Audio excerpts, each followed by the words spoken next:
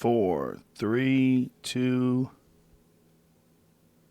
Hello, Dale. Hey, how you doing? Thanks for doing this, man. I appreciate it. Yeah, I'm glad to be here. Nice to meet you, man, and nice to find out that not only you're a race car driver, you're also a bow hunter. Yeah, I do like that. I saw your archery equipment and all that stuff, but me and a buddy of mine own some land, and I try to get out there and at least go twice a year. I just love being in the stands, sitting in the woods, just thinking about what's going on and just brain cleansing, it is. Right? Everything really before the shot really is what it's all about. Yeah. Well, yeah, that's a lot of it, right? Hanging out with being with your friends and family, you know. You need one of those techno hunts in your life, I don't do. you? The techno hunt was pretty impressive. Yeah, that thing is. All my friends who come over here just go, "Whoa!" Yeah, that's a life changer. Yeah, absolutely. But it's also a giant time waster. I know. I don't know. I've got a golf sim at the house, so I got to figure out where I could put that. Golf's the one I've always avoided. I've always avoided golf because I just saw it suck away people's time. Yeah, I don't go. That's the thing. Like, I don't have the time and the patience to really block that whole day off to go play outdoors, but to go over there and just hit the driver for 30 minutes on the simulator is so fun. Well, I would imagine with what you do for a living, I think what you do is one of the craziest, wildest, most demanding things a person could do for an occupation. Boy, I don't know. It's right up there. You don't know? Other than being a soldier or a firefighter or a cop or a fighter? Yeah, fighter and bullfighting and bull riding, those type of things. Or those people. Boxing. Bull riders, that's on another level. Yeah. That's another level of crazy. I've hung out with those guys, and they are crazy people. You know, it takes a certain mentality to be able to climb onto a bull. Yeah, they have a certain energy about them. Right. That they got that I don't give a fuck energy, and it's cranked up to 10. Exactly. Yeah. Have you ever been in Vegas when they have the finals? I haven't actually, but they're everywhere and they're all crazy. I know it. They are really. I know a lot of those guys, and our paths have crossed several times, and it's every time you're around them, you're like, are we going to end up in jail tonight? You know, just that's a real possibility. Yeah, I mean, they're throwbacks. Yeah, they're real throwbacks. They are legit wild men. Agree. Yeah, I mean, but driving a race car, I mean, you have a giant engine, you're strapped into a seat, you're hurling down the road at extreme speeds, right next to other cars doing the same thing. Just the intensity and the everything being on 9 at all times, like that is a wild way to make a living, sir. Yeah, thanks. When I was little, thinking about, you know, what the hell am I going to grow up and be? My father was really successful in the sport, so I would go to the races and I would watch him race and see him win and watch him go through victory lane and celebrate and all those things. And I thought, man, this is what I got to do. I got to do this. This looks fun. This looks exciting. People are in awe of the drivers, the race, my father, the personalities, and I just wanted to do it real badly, but I knew that the odds of making it are tough. So there's only 40 guys in the field every weekend. So there's 40 guys in the whole country that are going to get the shot to do it, you know. And the odds of me, even with my dad being as successful as he was, I'd have a lot of doors open to me. But the odds of me actually getting there and being able to have the staying power and the success and talent, I just knew were tough. So I didn't know if I'd ever get that chance. But it is, I remember the first time I went to a 2.5 mile track. It's Talladega, and you hold it wide open. I was working at my dad's dealership changing oil. He owned this Chevy store in Newton, North Carolina, and the phone rang, and he said my dad was on the other end, and he was in Talladega for a test, and he said, get your helmet and your suit and meet me at the racetrack the next day. You're going to fly in the King Air to the track. Don't ask questions, just do it.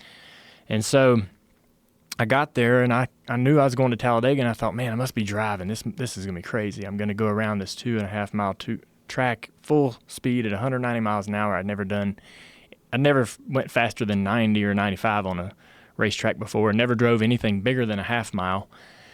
And I pulled out. I got there. He's like, "You're gonna test this car. Get in. Get ready." He puts me in there, and he's like, "You got to hold it wide open. If you don't hold it wide open, the motor's not gonna work. It'll hurt the motor. You got to hold it. The way they tune the motor to run wide open, it has to run at run at full throttle. If you try to go around there at half throttle to burn the pistons, it'll run too lean.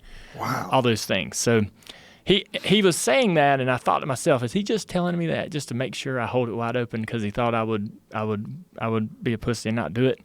And so I was like, man, I'm a little nervous to hold it wide open, but I pulled out on the track and I mashed the gas full throttle, and I'm going down the back straightaway, and I was like, I'm looking down the back straightaway into the next corner, this long corner, and I'm like, how's it gonna stick? How's the car not gonna fly out of the racetrack? I'm going so fast, it doesn't feel like it's going to stay in the track. And I kept running that through my head about my dad saying I got to hold it wide open. I'm like, well, Dad said it'll go wide open around here, so I don't think he would. I believe everything he says. And you go in the corner and you turn into the corner, and there is more grip than you can imagine. There's so much grip. The car is stuck to the track with such grip that you've never felt this before in your life. This grip, like you can't slide across that track. The tires in the car a hold of the track so tough and tight that nothing's gonna make it. It just goes around there like it's the craziest thing.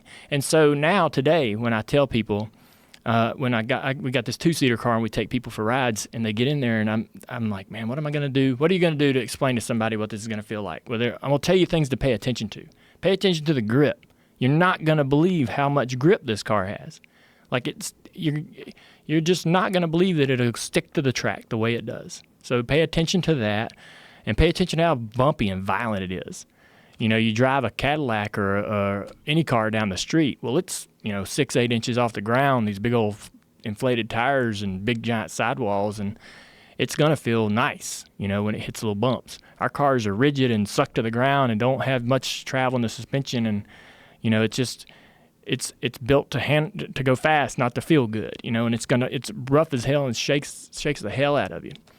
And that's what I remember about that. And as soon as I got over that initial fear, I think that was the only time I ever had any real fear of driving a car. As soon as I was like, well, all right, nothing else is going to be as scary as that was, right? Driving a car. And I mean, flipping, and when I flipped for the first time, and the car's tumbling and flying, parts flying off the air, I thought to myself that I wasn't scared, or I never was scared of flipping. My thought was, I just did something a lot of people are never going to experience. I did something that only a few people know what that's like. And I feel safe. I've always felt incredibly safe inside the car. Especially in the last 20 years, the safety stuff has really been focused on and improved and better and better and better. But I look at the interior of our cars today versus 20 years ago, and I can't believe some of the stuff that we used to climb into. But so you felt calm while it was flipping? Oh yeah.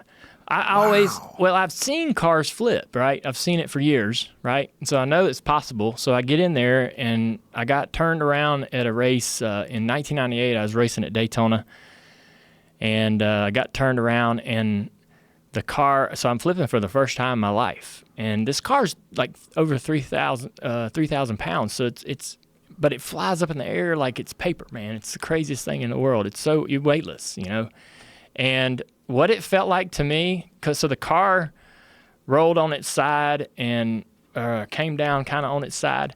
It felt like somebody rolled a prop wall of grass up against the car. You know what I'm saying? Right. When I was on my side and I could see the ground, I felt like I was right side up, because as you're flipping, the force pushes you down in the seat, so you feel gravity all the time. Like as the car's flipping, you're pushed into the seat, so you feel weight of yourself in the seat. That never changes. You never kind of come up out of the seat like that, And so it was like somebody rolled a prop wall of grass up against the side of the car, and then against the roof, and then against that side, and then this, it kept doing that, and I'm like, it's just the weirdest feeling, and you feel completely safe. Wow. You feel like, nothing's gonna harm me. One of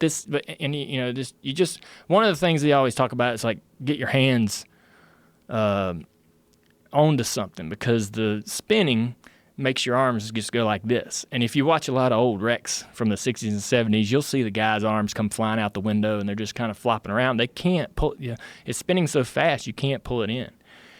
And your arms will go like that. So as soon as you know you're going upside down, you grab the bottom of the steering wheel and just kind of, watch. But I flipped my pickup truck one time on Christmas Day, and I wasn't holding on the steering wheel, and my arm went out the window. For like a split second, it banged around in the windowsill, and I was like, man, I got it back in and grabbed a hold of the steering wheel with both my hands, and so ever since then, I've now I know, like anytime I'm in a crash, you got to have your hands a hold of something, because that's the one thing that you can't control. You're strapped in with your seatbelt and everything, but your arms are, can go anywhere, and in that moment when the car is rolling or barrel rolling or flipping, it's so fast, like your arms just go this way. Yeah. It's the craziest thing in the world. That's the only fear, I guess, is that your arm could get outside the window and get crushed or something, because the guys have had that happen. Yeah, I would imagine. Yeah. How'd you flip when you were on Christmas? On Christmas Day, my sister, she knows this, so this won't be news to her, but it's probably not fun for her to hear every time I tell it, but I had a pickup truck with the tape deck in it, and she got me that Walkman CD with the adapter for the tape deck that you stick into your cassette adapter.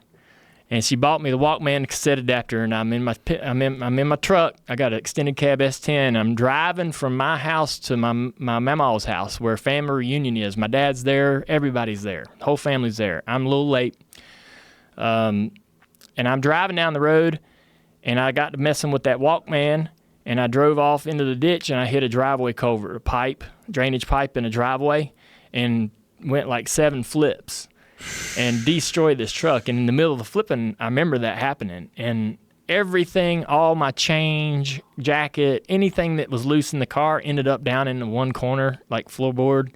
Everything sort of collects into that one corner as it's spinning. And it crushed the windshield down, the mirror was down into the radio, it crushed the roof down real bad. I was really lucky. I had my hands on top of the steering wheel, and the windshield kept slapping my knuckles and busted all my knuckles real bad. And so then I let go, and my hands went this way, and then I finally got them back in and grabbed the bottom of the steering wheel. It broke. The tires were broken and busted off the truck, and I got out of the truck. And I was fine, didn't have any injuries other than just the knuckles kind of being scraped up. This newly married couple, they just either got engaged or just got married, were driving the other way and saw the whole thing. And they stopped. And they were like, "You all right?" I'm like, "Yeah."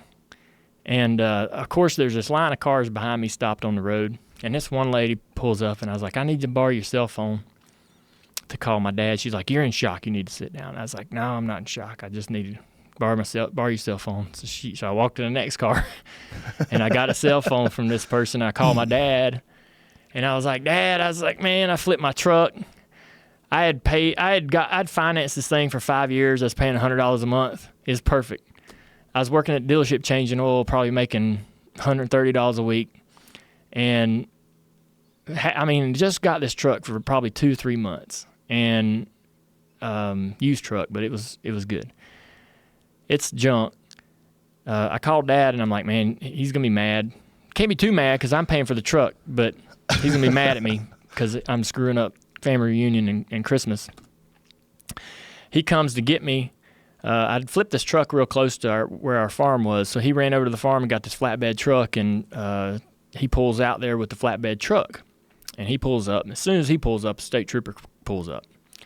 And the state trooper guy and Dad talked for a minute. And the state trooper's like, "One single car accident. You okay? Yeah, everybody's okay. Dad, are you gonna put this on the flatbed, take it home? Yeah, okay. I ain't gonna investigate or anything. Everything's cool. Y'all just go about your business." So he left. So he did us a solid there, and didn't give me any kind of traffic ticket. And so me and Dad put the truck on the flatbed, and we're driving back, and he started laughing. And I was like, "Man, I expected you to be really mad," because he was a fiery kind of dad, and pull the belt out and go to town.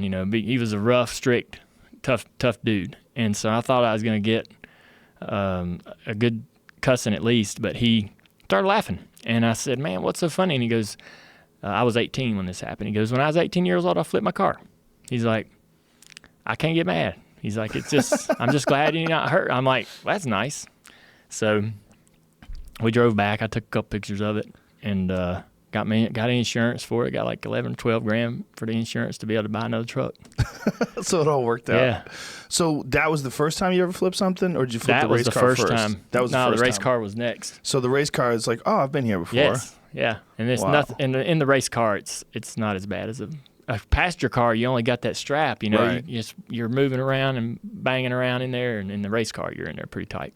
Yeah. Do you feel weird when you're in a passenger car too? Is for the lack of support? The lack of support and safety. Yeah. You know, I do, because compared to the way our cup cars are now, or the race cars are now, man, we're cocooned in there. The seat and everything, the headrest, you got a 6-7 point harness. I mean, in a street car, you really just got the strap. I mean, it's, I certainly, you know, I'm much more cautious as I get older on the highway. And people are like, hey, man, how do you do it? How do you drive a race car and then go 45, 55 on the road? And it's real easy, actually. You know, you just kind of chill.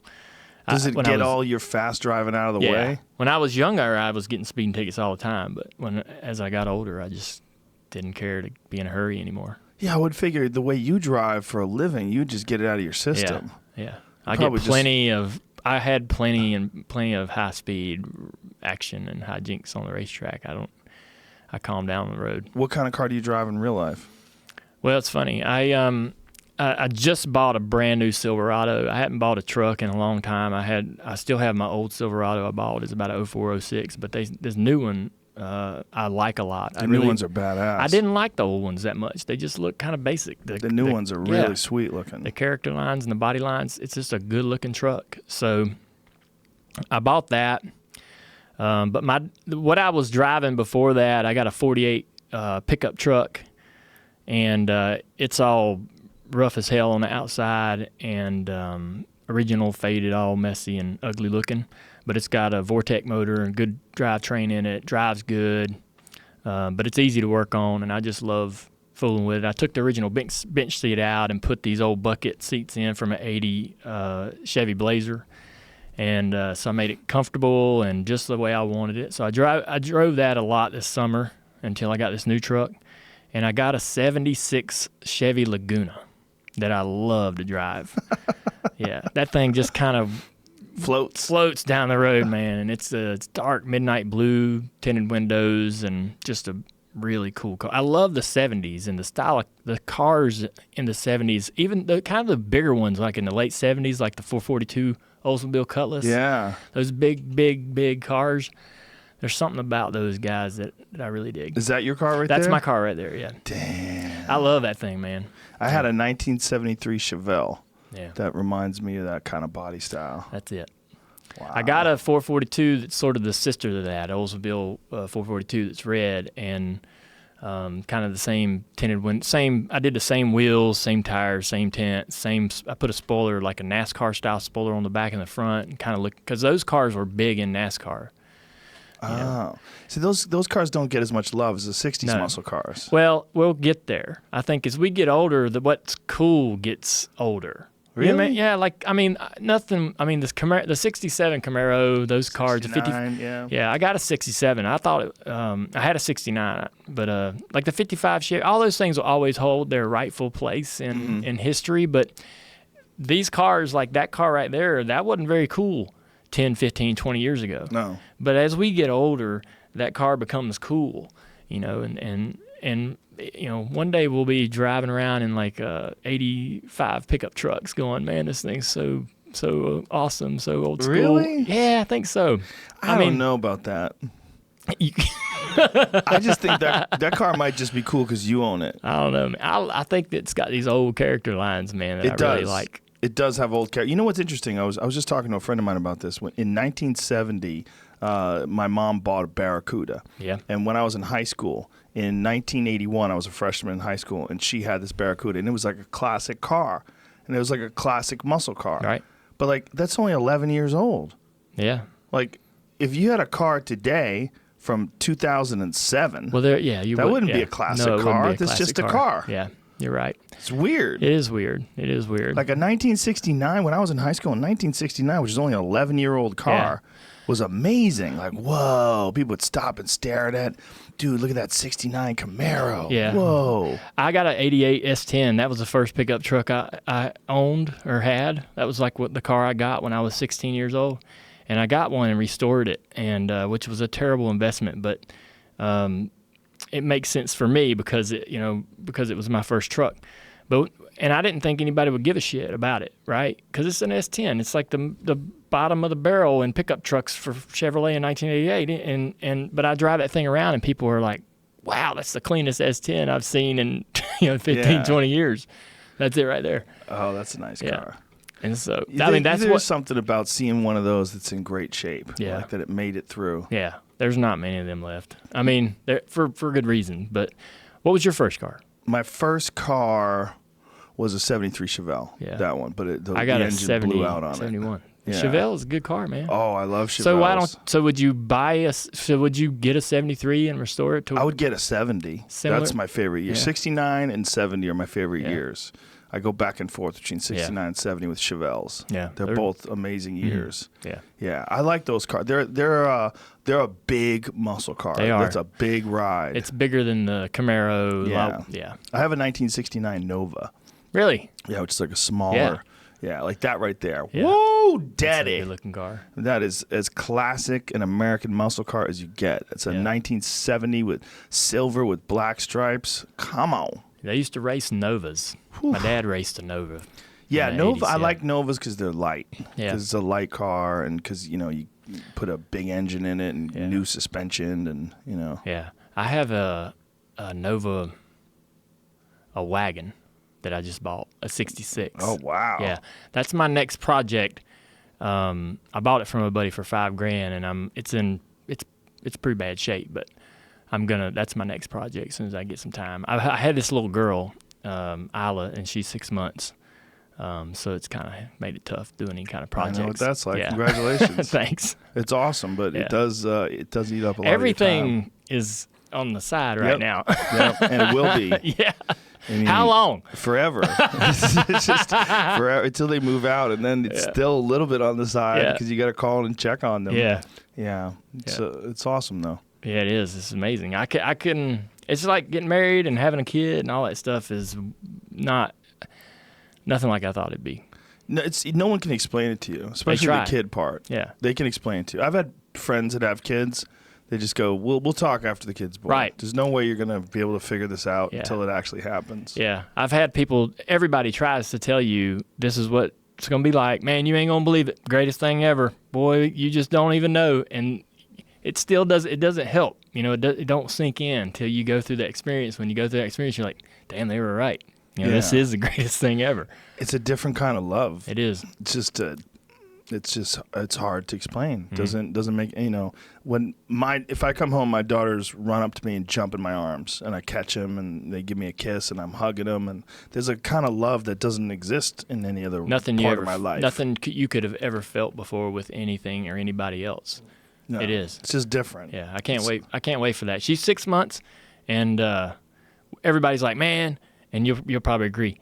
They're like, it goes fast, it goes fast, it goes fast. We're sort of in that moment where we're like, come on. Like, can't wait for her to talk. I can't wait to hear her voice. Like, what is her voice going to sound like? What kind of voice is she going to have, and what is she going to like, and is she going to want me to do with her, and those kind of things. Yeah, it's awesome. Yeah. It's awesome. But yeah, it does put your projects on the side. Yeah, my projects are on the side. Golf sims on the side. Hunting's on the side. I ain't going to go hunting this year. I was going to go. I usually go in October or November, 1st November. And you guys have a spot in Ohio, which is one of the best whitetail spots in the country. Me and a buddy of mine, Martin Truex Jr., he races too. And we just been buddies a long time, and he's hardcore. He's heavy duty into the hunting. And so I wanted to hunt, but not, I'm not going to be going every week. But I knew he was probably interested in probably buying some land and us managing it together and learning how that process goes. So we bought this land, and we've put the food plots in, not ourselves, but we've managed the land on how we want to change it, and sort of managing the herd, and it's been a really educational experience. I think a lot of people who don't hunt don't even understand what we're talking about. No. The whole process. Yeah.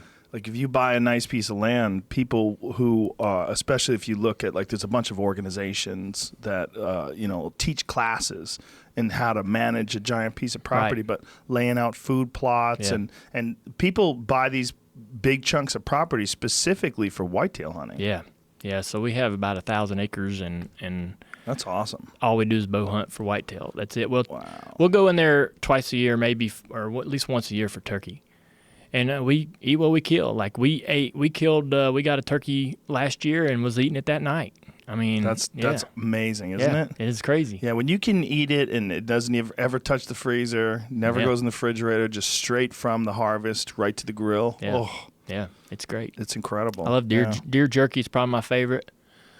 And we fry and turkey nuggets and stuff like that. I mean, it's pretty cool. That's awesome. Yeah. So that's a cool little getaway for you too, right? 1,000-acre little slice of heaven. Yeah, and it's driving distance. So, because I love a road trip.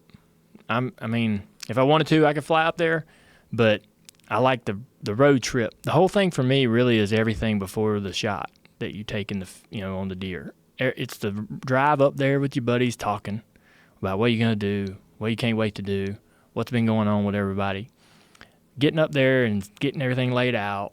Looking at the map on the wall, get that big laminated map on the wall, be like, man, this would be a good stand. Which way is the wind blowing? Let's talk about the wind. What's the wind going to be doing tomorrow morning? Where we're going to go tomorrow morning? And then, everybody has, everybody gets their hands into cooking dinner that night. Somebody, everybody gets a side or something they're dealing with and managing, and it's just fun, just spending time with your buddies. Because we don't take that time anymore. We don't really make time anymore. And it's kind of you're gonna go do that for 2 days, So you're gonna make time to be with each other and enjoy it. I like taking my buddies and like taking friends of mine that don't hunt or haven't ever hunted and letting them sort of understand what that experience is like, and it's pretty cool. It is cool, but it's tough to get someone who's never hunted before, who isn't into hunting, sit in a stand. Yeah, I can't get my wife to go. I wanted Amy to go. She knows what hunting's about. She's into it, but.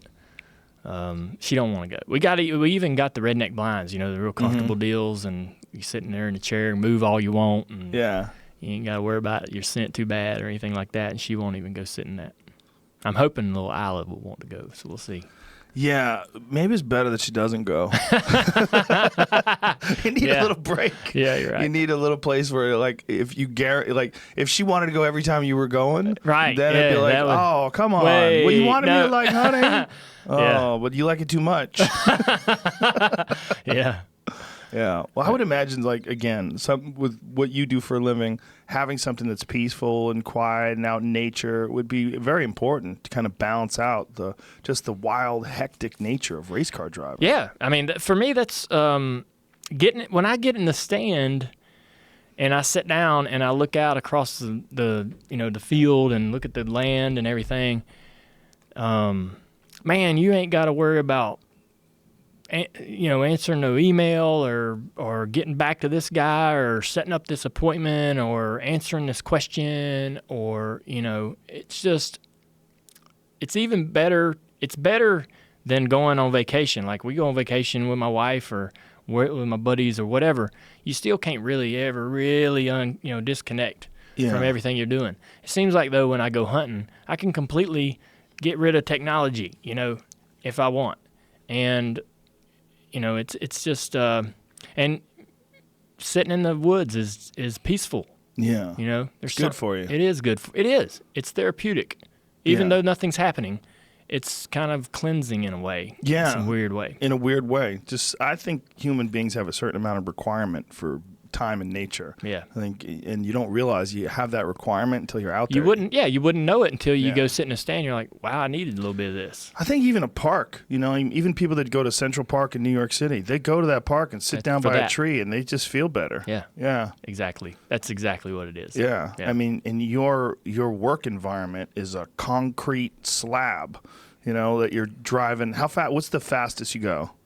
215. Oh. Yeah. when that passes you, Yeah. you realize how fast 215 really Yeah. is. Like, jeez. You sit in that car, do it long enough, you forget. Do you have apprehension about the horsepower wars with just modern consumer cars? Because I look at some of these cars that they're putting out that are amazing, like the new Corvette ZR1's, Right. like 700 plus horsepower right from the factory. Mm-hmm. The Dodge Demon's like 800 horsepower. Like they're putting out these insane race cars Yeah. right from the factory that any dummy like me, I could just go to, if I have the cash, I could go to a Corvette dealership and pick one up, and all of a sudden I'm on the highway. Yeah.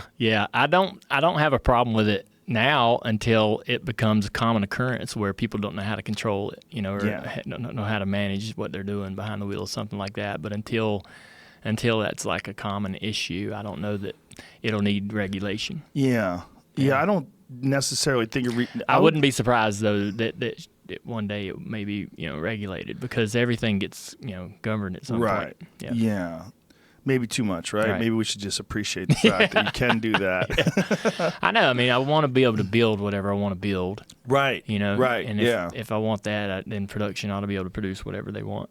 I agree, but I feel like the same way I feel about guns. Like I'm very pro Second Amendment. I feel like I am a responsible gun owner. I have a lot of friends that are responsible gun owners. I've used guns for hunting. I think you should have a gun for protection. I don't think there's anything wrong with that. But I don't think it would be a bad idea to have some sort of course that you have to go through so you understand all the aspects of safety and precautions that you should take and how to correctly load a gun and clean a gun. Absolutely, yeah. But this is not really the case right now, and it's not necessarily – I'm not talking about gun control as much as I'm talking about gun safety and gun responsibility. I feel like the same way about a car. Yeah. I feel like if you're going to go out and buy a Corvette ZR1, I mean, the kind of – body mashing acceleration, the G-forces you can get from something like that right from the factory, 0 to 60 in under 3 seconds. That's an insane automobile. Like maybe someone should take you around a track a little bit. That's a great idea. I guess that would be the case. If you were going to buy something like that or get in a car like that, you would need some kind of a trainer course that you would have to pass. Or 3 hours on a track. If you have to have a particular license to drive 18-wheelers down the interstate, there should be a style or a type of license that you need to achieve to have a certain type of, You want to go buy a Viper ACR and take it on the road, those crazy race car Vipers that you could just drive. You should probably know how to drive especially that the thing. Vipers. Yeah, those things are a little bit of a handful. Yeah. They're a little tail happy. They're pretty tail happy. Yeah. They're so crazy too, that the race car one with all the vents and all the aero all around it. That is just an insane thing that you could just go buy that and take that on the road. Oh yeah. Giant ass V10 in it. It's pretty crazy. It's awesome. Yeah. Do you drive fast cars on the road ever, or are you just mostly driving normal, relaxed on the road? So I got a lot of speeding tickets when I was younger. That's a shocker. Yeah. And it seemed like it would just never failed. Anytime I got behind the wheel of a Corvette or anything like that, I would get pulled over for, rolling through lights or rolling through a stop sign or reckless driving or whatever. And it happened as recently as 2 or 3 years ago. I got pulled over for rolling through a stop sign and speeding. And the guy's like, "Man, you don't need these tickets. Like, what are you doing?" And I was like, "You're right. I don't know what the hell I'm doing. I don't need to be driving this damn car is what's up. I need to get out of this stupid car. I don't need no Corvette with all this power." And so, and I've got this original,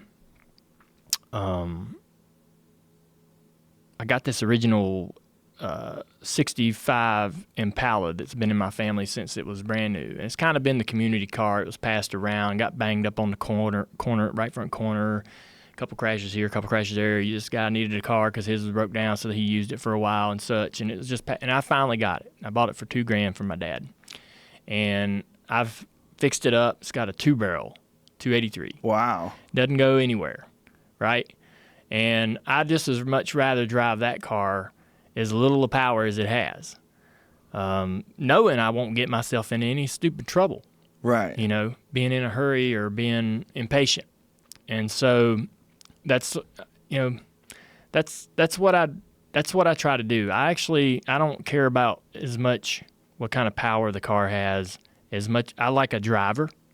I like nice cars. I like, frame off restorations, but I'd rather have a driver that's reliable and easy to work on.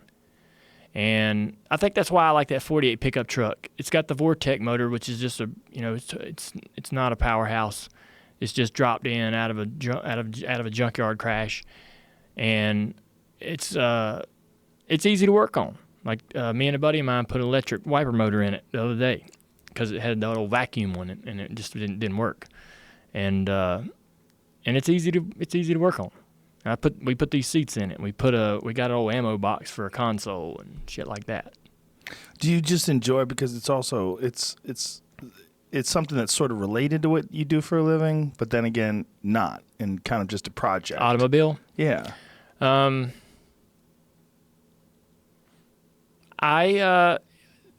think the reason why I like to work on cars is because it makes you it makes you a little invested in the car. There was a point of time where I was just kind of like, that's cool, I want to buy that, I'll get that, I'll drive that a year. Now I don't like that anymore. Oh, that's cool, I want to buy that. I'll get rid of this one and get this one. And that got old real fast for me. And so I started to. That's when I put a little more time in that 65 Impala and fixed it up. And I'm like, I'm never selling that car. Never going to sell it. That 48 truck, I'll never sell it, just because of the work I put into it, or the time that I've spent with it. There's people that are helping me work on these cars. I got a buddy of mine that actually helps me work on these cars. But when I finish that Nova wagon, I'll probably never sell it, even though it's probably nothing special if someone else were to look at it. But it's what I put into it. Yeah, you've got sweat equity. Yeah. And the more you work on these cars, the more confidence you get in trying to do more, getting into the jobs that you didn't think you were capable of doing. Have you ever thought about a build-up straight from scratch? That's probably what this little Nova wagon's going to be. Yeah? Yeah. I wanted a Nomad. So my dad had a Nomad, and it was this thing had polished aluminum on the underneath floor pan, and he parked it on a mirror in the shop so you could look underneath it, and look how good the damn thing was. It was frame off, hardly ever seen the road. I mean, just clean as it could be from end to end. And I love road trips. The Nova wagon, the Nomad is the perfect road trip car. But I just don't want to spend the money on a Nomad chassis and body. They're just ridiculous to buy. And I want to build the car. I'm not an expert modder, so this Nova wagon's perfect. It's a wagon. It's not a Nomad, but it's a little smaller, which I like. And if I screw it up, it's okay. If I screwed up a Nomad build, I'd be pissed. Why are Nomads so expensive? I don't know. They're just rare, and it's like the old 55 Chevy wagon. I'm trying to put into my head what a Nomad looks like. What year? Like a 55, 56, 57. Pull up like a 55 Nomad. Oh. Yeah. See, that to me is my ultimate car. Wow. But damn, man, they're just so high. That's a beautiful car, Yeah. though. That's a different era, when you look at the muscle cars of like the 1960s and then you go to something like this, like that's a whole different world. Yeah. It's a different kind of thing. I'd like to get, there was this one Nomad this guy chopped up and narrowed up, and he made, what are those things? It's like a rat rod out of it. Yeah. That was an idea for this Nova wagon, but I don't think I'm gonna chop it up. I think I'm gonna keep it as it is. When I was in high school, there was a man in the neighborhood when I was a kid that had a 55 Chevy, and it was the greatest thing anybody had ever seen in their lives. And we would all wait while this guy drove by in his 55 Chevy. We just couldn't believe it was a real car, that someone could own this. It was black and mint. It was a beautiful car. Mm-hmm. Manual transmission. He would just drive by in that thing, and we would all just have our jaws hanging out. When I was a little boy, had Hot Wheels. My favorite Hot Wheel was the black 55 Chevy that had the flip hood, the flames on the front. Mm-hmm. It was like an original Hot Wheel. And ever since then, that's kind of been my car. But I went from the regular, sedan to the wagon. I think that Nomad's pretty awesome. Do you have like a full garage set up where you could do repairs on things? Yeah. It's kind of a farm shop, so it's dirty. We fix lawnmowers. We do some modding on our cars, whatever needs to be done in there. I park my bus in there. I got a bus that we take to the racetrack, and so I mean it's kind of just a big building. We just got a sandblaster in there. We got shear in there. We can do anything. It's a man pipe shop. bender, yeah, whatever. Man shop. Yes. Yeah. Nice. So tell me about your book. Yeah. One of the things that was surprising that I had heard was your experience with concussions. Mm-hmm. Tell me about that. So when I've had concussions in that flip I was talking about in 1998 at Daytona, I got a concussion from that crash. I'd had concussions throughout my career at many different points and didn't think anything of them. I thought when you got a concussion, you joked about it with your buddies about how it made you feel, and you just rested until it was gone. And you raced through it, and eventually it'd go away and you were fine. It was just something that would go away, and you never thought about seeing a doctor. You never thought about getting treatment. You didn't know there was even treatment available for a concussion. You just thought it was something like a bruise, So this is going on throughout my whole career. I was testing at Kansas Motor Speedway in 2012, blew a right front tire, hit the wall at 185 miles an hour, and it screwed me up. And so that was a really that wasn't a typical crash, not something that drivers deal with usually in their career. This was something that was unique to me, and it was just a terrible impact at a bad angle at a very, very fast rate of speed. And I got out of the car, and I knew something was wrong with me, and I felt, just like I'd been hit in the head with a bat, shocked and shell-shocked in a way, or just I couldn't shake it off. You just kind of wanted to shake your head and get it out, whatever it was, and you couldn't. That's the way I felt immediately after that crash. Our test was done because the car was killed. So we went over to this place to get some lunch, and we're sitting there, and I started getting sick, nauseous, before we ever, wasn't eating.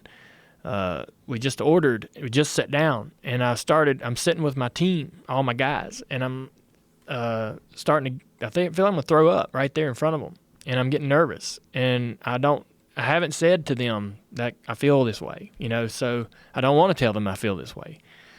But my crew chief, Steve Letarte, is like a brother. I was like, Steve, I am getting sick and something's wrong with me. I don't know what's wrong with me, but I got to get out of this room. It's lunch hour. It's full of people, noises, talking, chatter, shit going on, and I got to get the hell out of there. And as I was getting up to leave, my wife come walking in. She was coming to get me. We were going to watch the Redskins Monday night game and sit in the owner box with Dan Snyder and whoever else was there. So we had them plans to go. I said, Amy, I'm going to go lay down in the car. I just got to lay down in the car for a minute. And I laid down all the way in the car all the way to the airport. I'm thinking, this is bad. This is worse than I've ever felt anything, but hopefully it's going to go away. And so we get to the game. We went to the Redskins game. We watched the game, did that whole thing. And I went about 4 weeks of feeling bad and sick for about 4 weeks, and it finally went away. And I knew that was unusual for it to be that long, but in my mind, I wasn't thinking doctor. I wasn't thinking treatment. I wasn't thinking anything like that. It didn't even cross my mind to tell anybody or that I really needed. I thought that I had been dishonest and not, I hadn't been honest with everybody about the way I was feeling, but I didn't ever think that it was going to cost me anything. So I thought, all right, I'm feeling better. I'm good. Go to this race. I'd been racing the whole time, right? Finally, 4 weeks later, I'm great. I go to another race. I'm racing. I crashed. And it all came right back, like as bad as it was, if not worse. And that's when I said, I got to go to the doctor. This is bad. I can't even, I can't keep crashing like this. Just putting these concussions so close together is a bad deal. This is dangerous.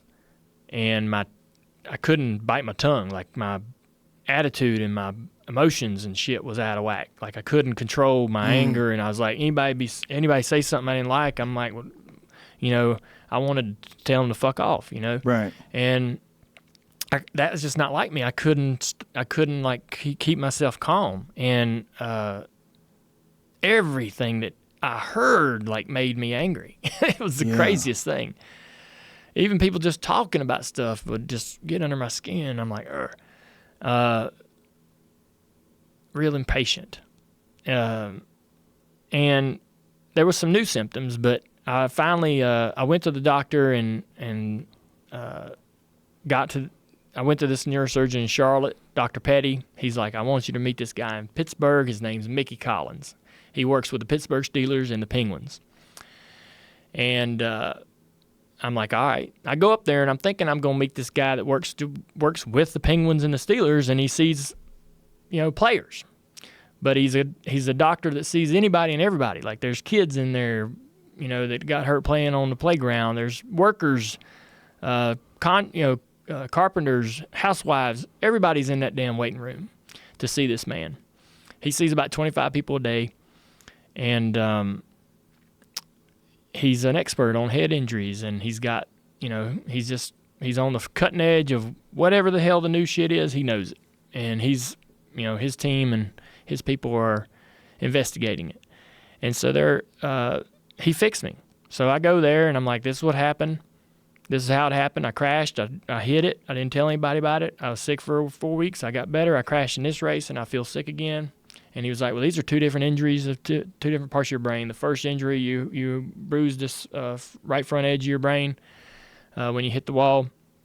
He said this second crash, you twisted the base of your brain and injured some things in the back of your brain, and that's why you're having the emotional and different things like that. So, but he went deeper into it than that. He was like, we did all these tests and visual tests and all kinds of stuff and I'd go back to, we did this thing.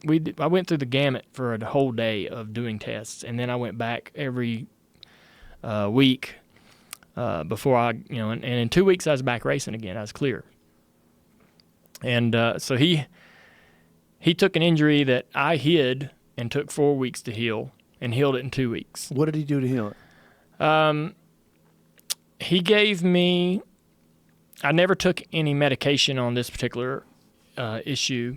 He gave me home exercises and eye exercises. There was, I had problems with focusing and making my eyes work, tracking an object like a bird flying across the sky or anything like that. My eyes couldn't stay on it. If I looked at you, my eyes would bounce off of you, and they just wouldn't stay. If you said, hey man, I'm gonna take a picture, and you held up a camera and I tried to look at the lens and smile, my eyes would want to jump off of that object. They didn't want to look at what I wanted them to look at and track anything going anywhere. And what was the cause of that?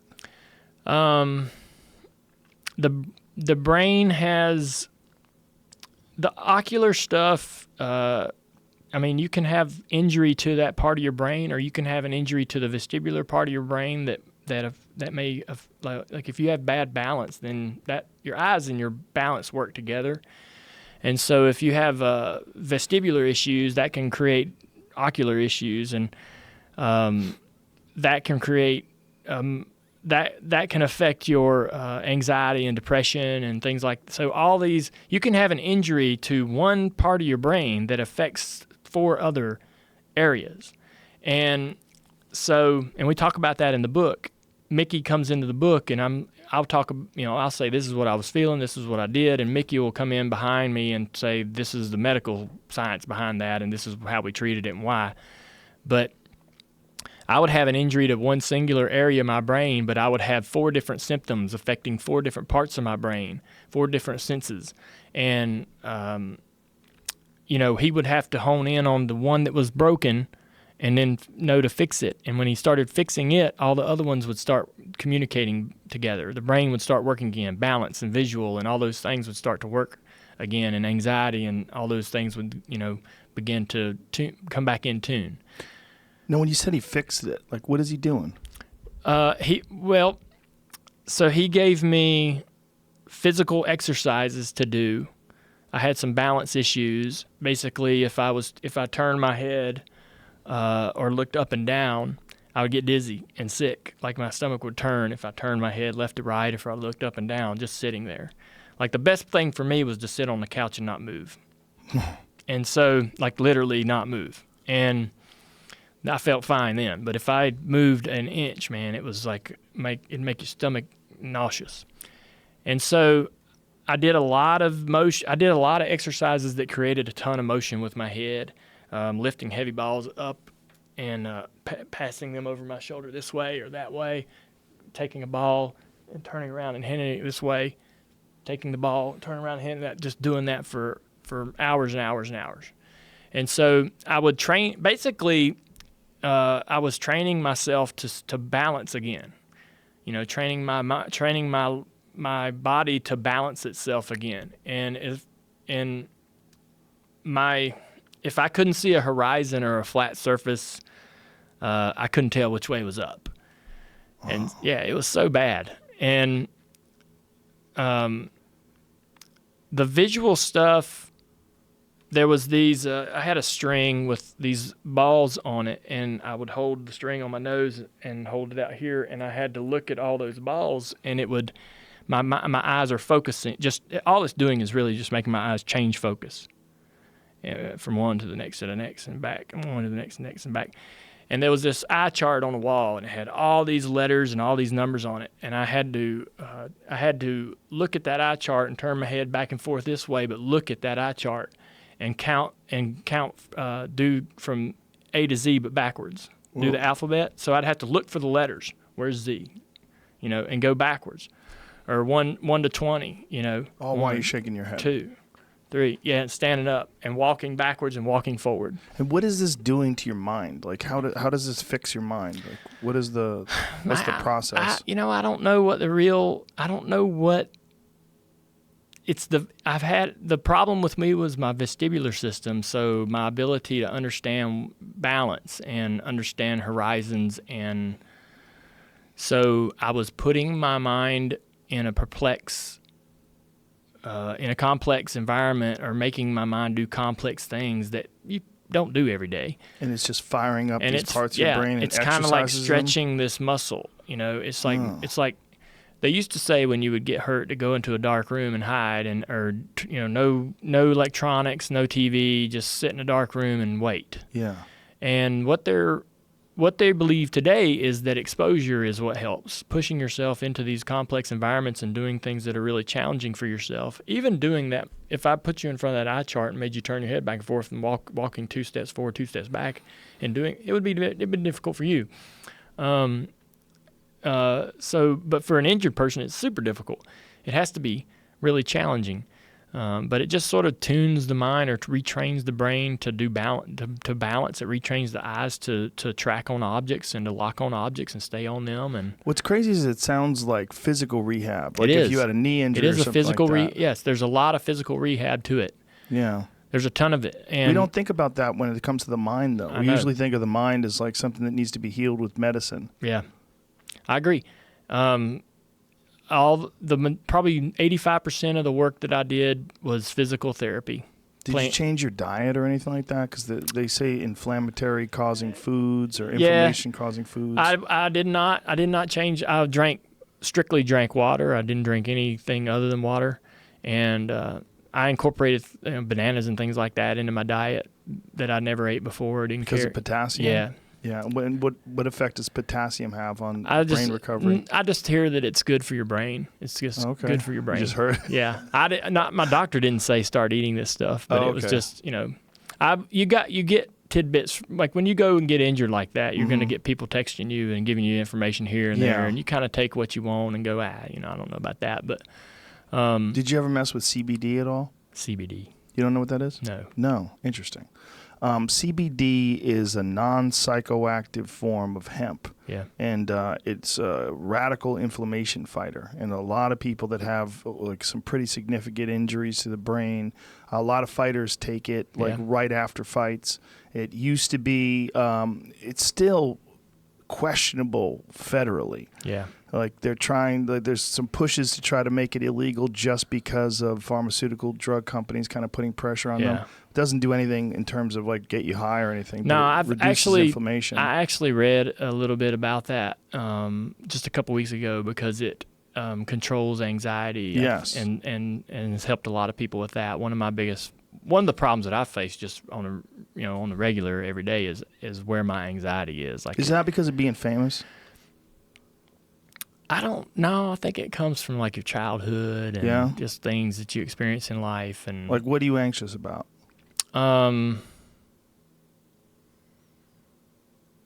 Just general social situations? Yeah. I mean, I've gotten a lot better. Like I would avoid concerts, even if I love the band. I would. Just because there's too many people there? Yeah. But is it too many people that are going to bother you? No. No? I don't think so. And I like being bothered. I don't mind people coming up to me and saying, man, that's cool. I know who you are. I mean, that shit feels great. But it was more about like, am I going to be accepted? Is it my scene? I don't know, man. I just always had a lot of anxiety over. Oh, okay. So anxiety about whether or not you're going to be fit in. Yeah. Okay. So you felt like an outsider when you were younger. Yeah. So that anxiety, I don't know. I still feel. I don't. So that shit goes away hard. It takes a long time for that to go away. Yeah. Like my wife. She likes ashwagandha. You ever heard of ashwagandha? Yes. Yeah, so she likes that, and I take that every once in a while, and I think that shit works pretty good. Yeah. Kind of keeps you calm, and Yeah. So, but I've never tried I've read about, when I was reading about ashwagandha is when I read about that stuff you're talking about. I'll get you some. All right. It'll help. CBD is amazing. Okay. And you know what's really good? There's some muscle balms that work really good on sore joints and stuff. I mean, but like, and nothing I've ever used before. Better than anything. CBD just gets right into the muscles and just relaxes all the inflammation. And the best part about it is it's 100% natural and no side effects. Yeah. There's nothing. Right. But in terms of like, there's a bunch of different CBD oils you can take, and you just they chill you out, but they don't get you high or anything. Right. You're not weirded out, but they just calm you down. Right. And I wonder how much that calming down is because of inflammation, just reducing inflammation, and it seems that your body knows what to do with it. Yeah. Your body's like, oh, I know what this is. This is good. Yeah. Yeah. Yeah, I mean, I got Ted Nugent into it. Really? Man, Ted Nugent, before he came on here, he was telling me how he's all anti-marijuana and this and that, and we had this conversation about it. It makes people lazy. I'm like, I don't think it does, man. I think people are just lazy. Yeah. And I told him, because I know he's got some serious knee problems. He had all these knee surgeries. He's a madman. He used to jump off the top of the fucking stage and land on the ground and blew his meniscus out. Yeah. I got him on the CBD bomb now, and he texted me the other day. He said, there's not a thing I've ever used that's helped me like this before. Really? Yeah, so now I'm having cases sent to him like every week. Nice. Yeah, he loves the shit. I mean, he wants to endorse it, which is hilarious. Yeah. Like the Motor City Madman, Ted Nugent, super anti-marijuana, wants to endorse a cannabis product that's helped his knees. Yeah. Yeah. But it doesn't do anything to you psychologically. It doesn't affect you. No. Yeah. Other than that's calm you down. Yeah. That's what I read about it. It doesn't have that part of the drug that makes you high. Well, my friend's son has it's a type of epilepsy, Brendan Schaub, and he's started giving his kid CBD oil, and it stopped the epilepsy in its tracks. Yeah, I think I read where they're it's been used for that for years. Yes. Yeah. To help for seizures and stuff. Yes. Yeah, for seizures. Yeah. It's just a radical inflammation decreaser. It figures out a way. It has some sort of an interaction with your body where it just reduces inflammation. But it's just, like I said, it also calms people down, alleviates anxiety, and no side effects. That's the most important one. Some people, it gives them a weird stomach. They don't like the way, but I think they're probably taking too much, or maybe it's expired or something like that. Yeah. Yeah. I've never had those issues, but I'll get you some. You Okay. should look into that too. All right. Yeah. So what else did they do with you? Did you do any cryotherapy or anything like that also would reduce inflammation? No. Basically, I went and in 2012 we did basic physical therapy and eye therapy, eye tests and different eye exercises. And in 2 weeks I was back in the race car. I raced that was in 2012. I raced all the way to 2016. 2 weeks you felt 100%. Yeah. That's amazing. Yeah. So with all these crazy exercises you're doing, when did you feel like it had settled in? Like, wow, this is really working. Pretty. I mean, if it was a 2 week period, it wasn't. It was a day or two. I guess. I mean, I can't even remember. I can't even remember that far back. A day or two. Yeah. I mean, I imagine it was feeling pretty good after a couple of days. I don't know. I mean, I don't know if it affected me right away but I know by the time I take an impact test, which is basically kind of measures memory and things like that, all kinds of different stuff. And my measurements had come back to my norm, my basic, they kind of make you take the impact test beforehand. So that gets your blueprint of how you are. And then whenever you get injured, you take it again, and they'll line that up against that and say, okay, yeah, you're deficient here. This is a problem. Maybe it's not diagnosing a concussion, but it's asking us to look in this area. And so you have a baseline, and then you have whatever your injury or post-crash baseline is. So I was matching all my normals on that impact test, and that was kind of the trigger for them to go, man, if you feel good, you look good here, all the things are saying that you're back, and I wanted to go race, so I felt pretty good. Is it a strange feeling knowing that you can't see what the damage is? Like a brain injury is a strange one, right? Because it's affecting everything in your body, but you don't see it. Like if you have a broken arm, you're looking at it, it's in a cast, it gets fixed. You're aware of it. You're doing rehab on it. You're looking at it while you're doing it. Yeah. There's something about the brain where it's all like you can kind of mind fuck yourself and say, I think I'm okay. Yeah. That's why. So in the book, I talk about these notes I started taking after that crash in 2012. When I would wreck after that, I would get sick and I wouldn't tell anybody. And so I started writing these notes in a journal in my phone. And from 2013 all the way to 2016, I had this long journal of crashes and how I felt. And I would crash on Sunday, and I'd write in the journal on Sunday night, Monday morning, Monday at lunch, Monday at night, every 3 times a day, every day until whenever I felt good, which was usually either Wednesday or Thursday of that week. And I was writing these notes because I couldn't tell if I was getting better. The brain injury or any type of head injury, I mean, if you said, how's it feel Monday, and then you asked me again Tuesday, I'd be like, I really don't fucking know, man. It's there. Right. I don't know if it's better. It just feels bad. And so I would try to write as detailed as I could on a Monday, and then try to write as detailed as I could on Tuesday and reread Monday and see, is it better? I can see in the comments or, I can't really remember exactly what I was feeling Monday, but in the comments it seems better. And I would write these notes, right? And so I kept doing this, and I thought I was treating myself. And eventually it caught up with me. Like I had about a dozen concussions in a period of about 2.5 years. Wow. And I got to where I couldn't walk. And I called my owner, and I was like, man, I need to talk to you. I can't race this weekend. I can't hardly walk. And my balance is so bad that I can't get up off the couch without holding on to something and walking across the room without grabbing stuff as I go. And Jesus. He was like, we got to go back to the doctor. What are you doing? He was mad. He's like, what are you fucking doing getting to the doctor? Why aren't you at the doctor? And I was like, you're right. I need to go to the doctor. I mean, a concussed person doesn't have good judgment and self-awareness. You're just in a freaking, it's like being hungover. It's like the worst hangover. You can't make decisions. And so I went back to Pittsburgh and saw Mickey again, and I had to stay out the entire whole half of the year in 2016 to get better. It took me 5 months to get well instead of 2 weeks. Wow. And that time, they put me on medication that would drop my anxiety levels, so the anxiety levels would stay down so that I could concentrate on the injury. And What medications? I don't know exactly the names, but it was very, very small doses, and it would take about 3 weeks for it to kind of kick in. I'd have to take it for a while before it'd start working. But it just made me real chill, and it made me not analyze myself every single day when I got up. When I got up, I wouldn't go, is it still there? Is it as bad as it was? Let me walk across the room and see how I feel. Let me go do this and test this and try this and try this and try this all day long and see how I feel. It made me stop doing that because I was driving myself crazy.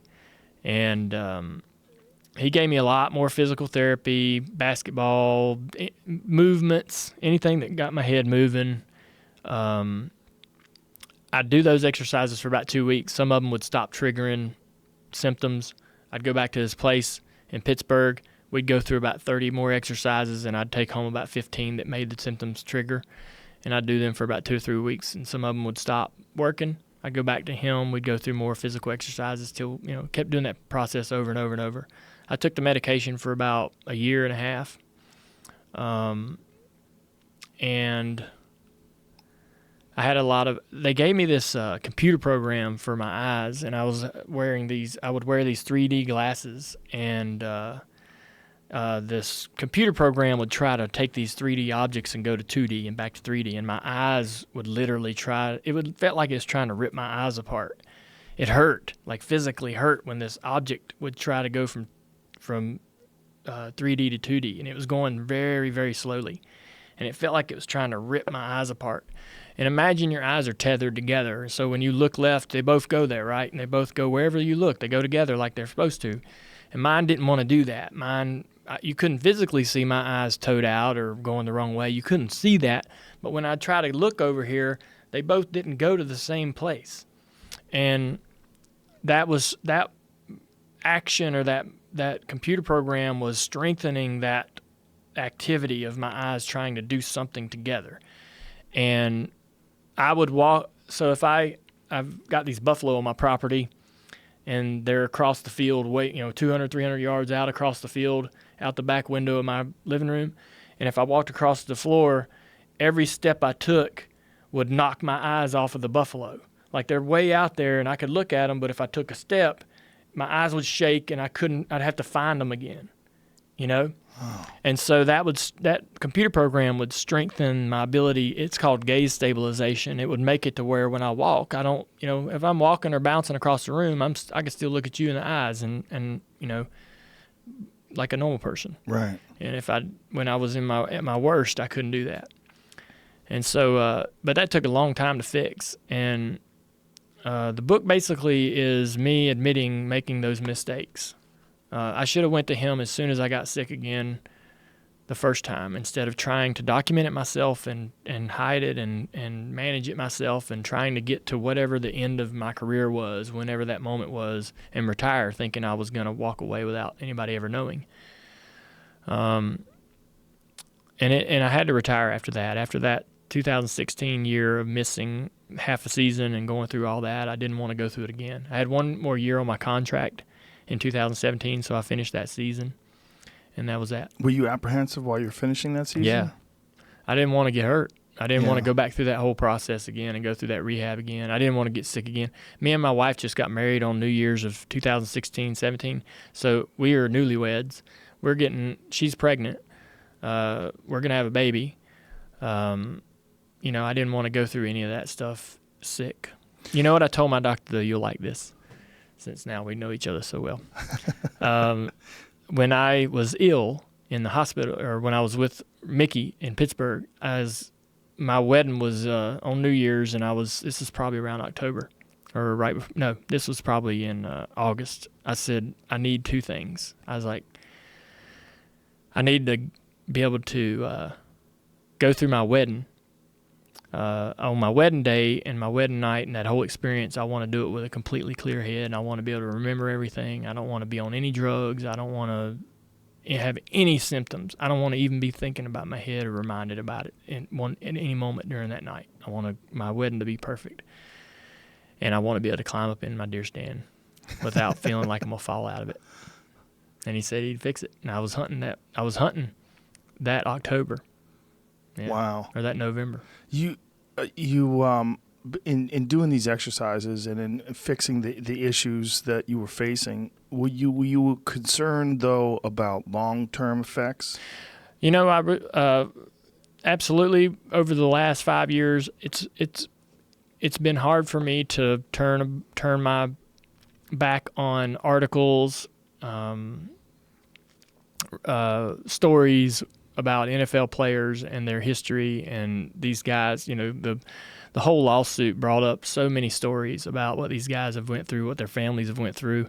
It's been impossible not to read that stuff and fear that is that something that's going to happen to me? Do I need to be worried about my long-term health and what I would.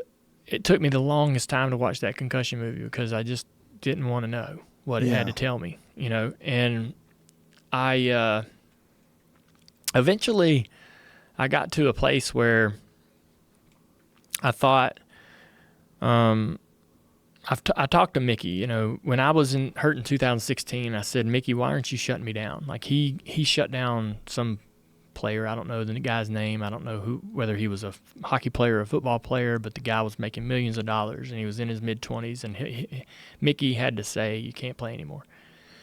And I wanted Mickey to tell me that. I didn't want to have to go out the room and say, y'all, I'm retiring. I don't want to do this anymore. I wanted to say, y'all, Mickey said I got to retire. I don't, But he wouldn't. And he said, you're not where that guy is, and I don't see what's going on. I don't see anything going on with you that tells me you can't race if you want to race. I said, well, what if I get hurt again? He said, if you get hurt again, I can fix it.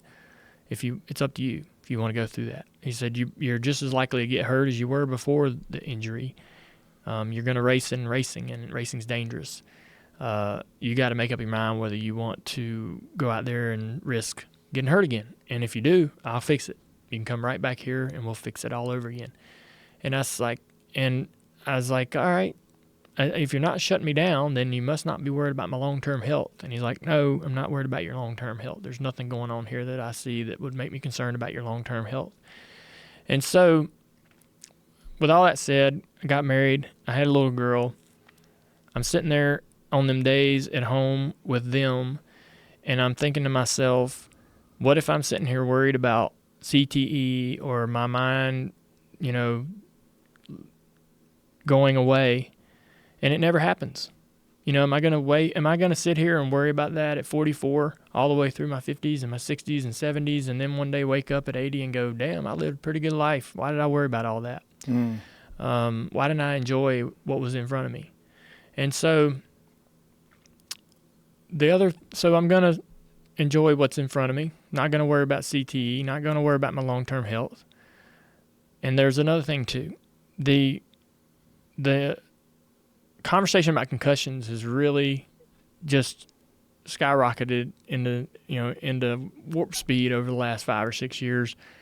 And the way they treated me in 2012 to the way they treated me in 2016 was completely 180 degrees, because they know so much more and they understand so much more about treating the injury.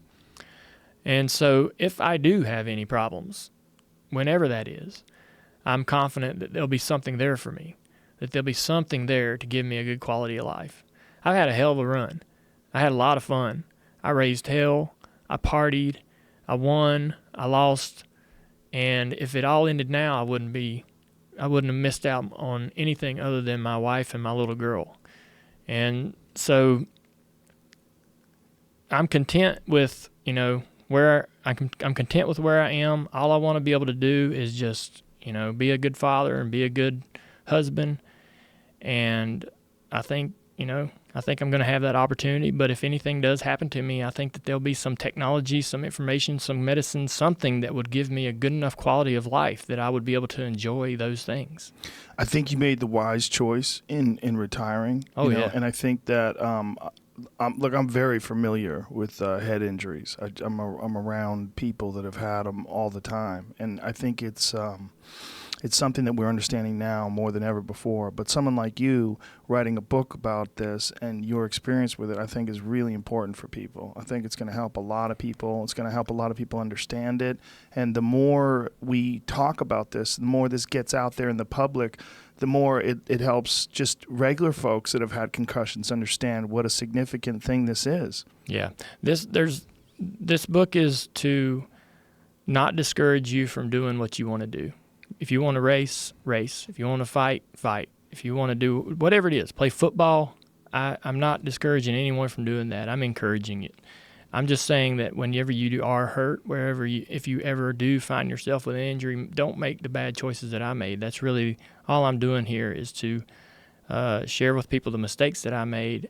I never would have known about Mickey had somebody not taken me to him. I would have never even considered the fact that there was treatment for a head injury. Right. Had I not met Mickey. I mean, there's people out there today that don't know there's treatment, that they're living with these injuries, our veterans, that don't think that they can be healed. There's people in my timeline all the time saying, man, I'm glad you're talking about concussions. I had one and I'm dealing with it all the time, boy. It's just nagging me every day. Yeah. And the truth is that you don't have to even live that way. There's a better quality of life with the information that they know today. Even if this injury was 10 years ago or 15 years ago, there's stuff today that can help give you a better quality of life. And so that's what the book's about. It's an amazing time. And when you think about the fact that 2012, you had an injury and they treated you one way. 2016, they had already advanced their techniques, and I'm sure they've advanced even more now in 2018. Yeah. It's amazing. Yeah, and we're living in this. Mm-hmm. We're living in this big learning experience right now. Yeah, I know they're starting to do some stuff with stem cells as well. Mm-hmm. And, there's a guy named Dr. Neil Reardon that I've had on the podcast before that he did wonders for Mel Gibson's dad. And so Mel Gibson came on and wanted to talk about this. They have to do treatment in Panama because they can't do a lot of the treatments here in the United States because they're not legal yet. Mm-hmm. But the effects that they're having on people that they're bringing down to Panama, I mean, it's just mind-blowing.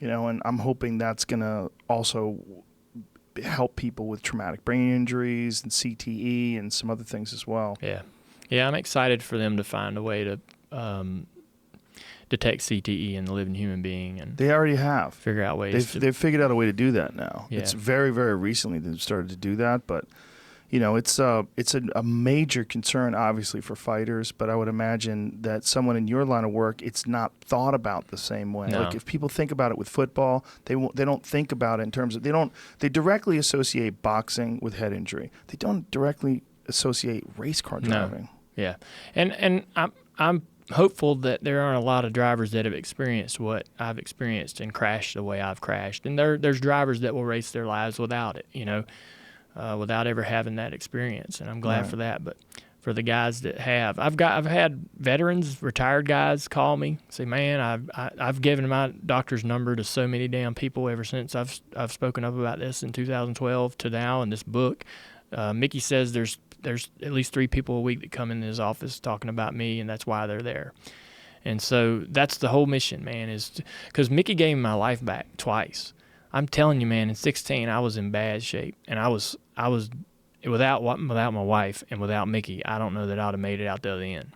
And this book or anything else, and this podcast, any opportunity to talk about this is only to push more people to Mickey.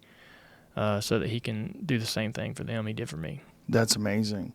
There's a guy named Dr. Mark Gordon that's also been on this podcast before that it does a lot of work with TBI and soldiers and football players and stuff like that. So there's a lot of other doctors out there that are specializing in this and realizing this is a significant issue. Yeah. Just so happy that those people are out there. Yeah. Well, they're getting some good, they're getting some opportunities to actually, get up there and speak up about it and make it known. And I know I have Mickey. There's a bunch of Mickeys out there. Yeah. And and there's a lot getting learned right now. But there's just so many people that are silently suffering that don't want to open their mouth because they don't want to appear weak. That's part of it too. Yeah. A lot of people don't want to. There's some people that just don't know where to go. or don't think that they can afford it, or don't think that they're going to get that out. Like when I first went to Mickey, I thought I was going to go in there and see just Steelers and NHL players. Right. That's how ignorant I was about it. And he sees every man. That's awesome. Yeah. Now, being a race car driver is such a wild, exciting, powerful way to make a living. Do you ever get the itch now? Yeah, sure.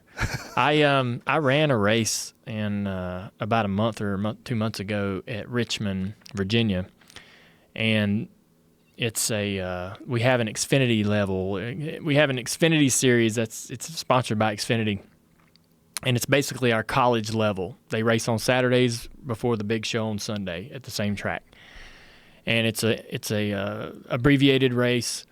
And I own a couple cars that race in that every week. And so I ran in a race at Richmond to scratch the itch a little bit and had a blast. We ran great, led a lot of laps, had fun, accomplished everything we wanted to accomplish.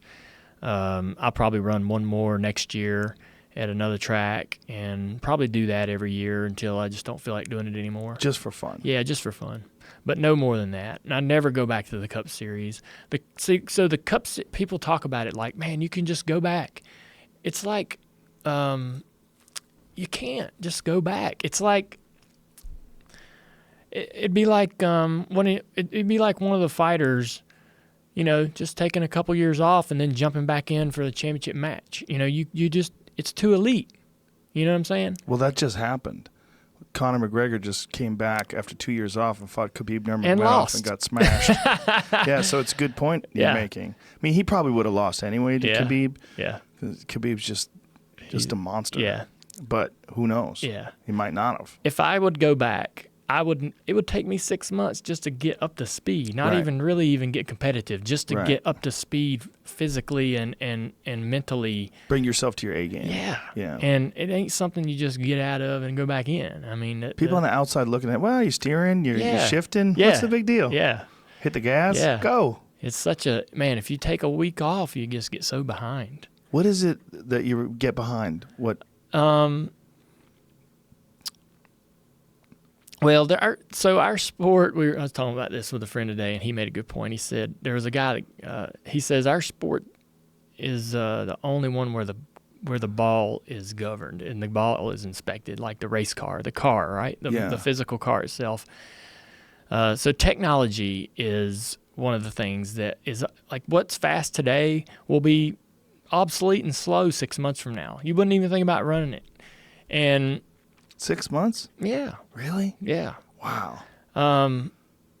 Yeah. I mean, it's constantly evolving, and somebody next door, the guy next to you, and the guy next to him, and the guy next to him is always constantly trying to build the better mousetrap. And everybody's, and what's new and badass today is going to be okay and not very good 6 months from now, and they're constantly, so the teams are constantly working, and if you're not in those cars and current and in that flow, in that changing, in that cycle, in that wheel, then you can't, you're behind. Like when you get in the car and you get around the team, like you're behind on what's in the car, what's happening with the car, and I don't know, it's just not something you just jump in and out of because you're not really the key component.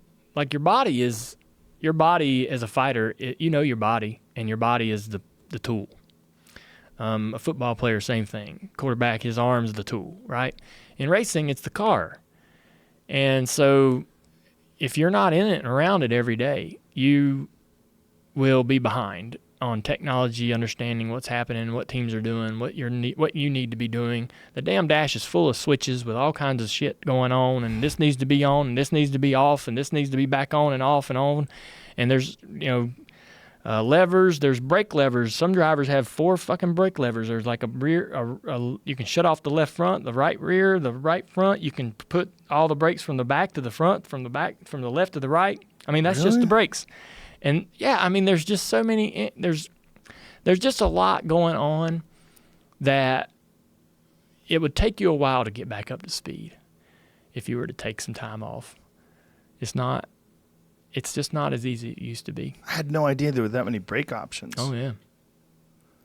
Yeah. I mean, you can have as many as you want or as little as you want. Some guys really think that stuff's a good tool for them to be able to adjust the brakes and change how the brakes work on all four corners of the car. And some of them do. They move them during the race while they're racing. They're changing them and fooling with them. In an Indy car, you can adjust the roll bars and all the wings and all that stuff and start, in those cars and stuff like that. So, I mean, as a race car driver, there's a ton of stuff going on in that car that people don't even know about. You know? So it would just take you a while to get all that stuff automatic in your mind. Yeah. I would get in the car and forget about those tools and forget that I have those adjustments and knowledge and be getting beat by guys that are using it every day. Now, how much time are you in a car in a race? 3 hours, probably 3.5 hours. Do you do anything, or do you take anything to keep you concentrating at your full potential during that time? Vitamins or? I never did. I just mixed water and orange Gatorade. So you have your electrolytes? Yeah. 50-50? Yeah. Jimmy Johnson, several of those guys do energy chews, different things. A lot of Gatorade oriented stuff. Gatorade's a sponsor for Jimmy, so he's going to have the Gatorade chews or whatever. Because you must be sweating like a pig in those things, right? You sweat a ton. Like you lose anywhere from around 6 to 8 pounds a race. It's all just water weight, and you just put it right back on in a day or two. Is it really hot in the car? Is that what it is? Yeah. So at Chicago this year, it was 150 degrees in the car. Whoa! Yeah. So it's a sauna. Yeah, we had we have these temperature gauges in the car, so we're seeing them from the broadcast booth. Jesus. We can see during the in-car camera. It'll be pointed at that temperature gauge, and all of the guys' cars were 150 degrees inside. All the drivers, and it was miserable. That's insane. Yeah. So, is there any fear of people blacking out from heat exhaustion? That's something that I've always kind of been concerned with. I think that we don't have that concern today, but it is coming. And we need to, like if we have 150 degree in-car temperatures, I think that we need to think about how to try not to have that. Try to do something to where, man, is that really necessary that we put the drivers through that?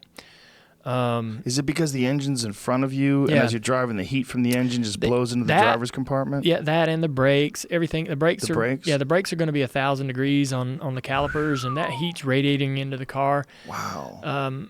The drivers can open up these NACA to allow air into the car, but that's going to hurt. Slows you down? Well, yeah, it's going to slow you down. It's going to hurt the performance of the car. And so the drivers try to trim the cars out so much that there's not a lot of air moving around in the car, and it's so low to the ground, there's not a lot of air moving around under the car either. So that air under the car is just kind of baking in there and just sitting in there.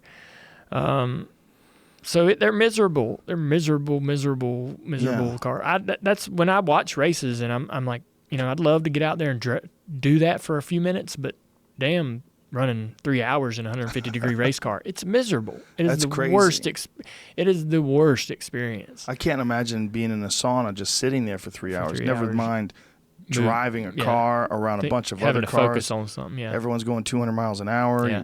The worst part's when you slow down, like the caution comes out, because it gets hotter. Like it just when the caution comes out and you have to come in and change tires, and you're sitting there and you go about 8 or 10 pace laps at 50 miles an hour, that's when you get to think about it. That's when you're sitting there going, damn, this is hot.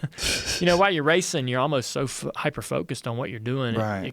It kind of doesn't bother you as bad. Distracts you. Yeah. Is there anything they can do to cool you off with your suit? Does your suit do anything? There's these new vests that we wear that has a gel in it, and it's you plug into a little machine that pumps it. And so you unplug it to get out of the car. Those work really well. I actually used one the last year of my career, and was very comfortable. So there's some innovative stuff out there. They have a helmet cooler. There's a hose that plugs to the top of your helmet, and it blows some air in there. It's a little bit cooler, but those two things draw so much amps that the teams don't want to use them. The drivers want to use them, but the crew chiefs don't want you drawing that many amps off the alternator. Right. They want to use amps for other things that are going to make the car go faster. Yeah, no. Not make you comfortable. That's why there's no AC. Yeah. Yeah, I would imagine. Yeah.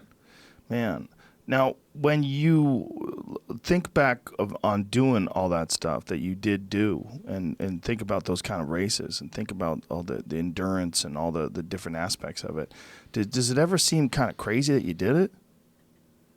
Yeah, like that I raced. Yeah.